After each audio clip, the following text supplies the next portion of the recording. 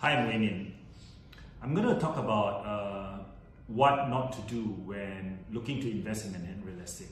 Usually buyers will decide based on neighborhood, what's a neighborhood that they know of, or what's an address that they know of.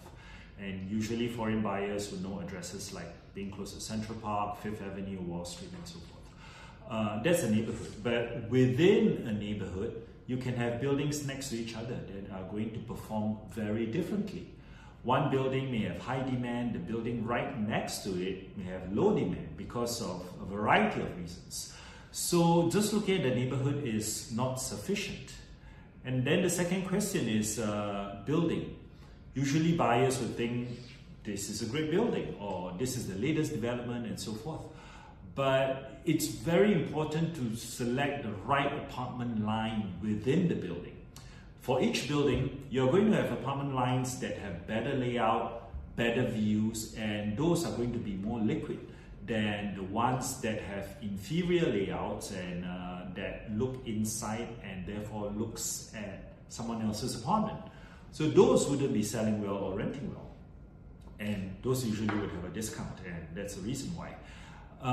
Another thing is that buyers would be buying into a building because there's a top broker involved. And that's not good also, because if there's a top broker involved, the question then becomes, is the broker representing you, the buyer, or the seller? Usually a broker would be designated as the seller's agent to market a property overseas, for example, right? That means that the interest of the broker is towards the seller and not towards the buyer.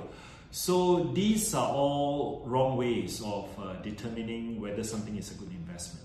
You shouldn't be just looking at the neighborhood, or you shouldn't be asking what's the latest building and who is the broker involved, but rather you should get a deeper understanding or find someone who can guide you with regards to what buildings actually make investment sense and what lines within the building.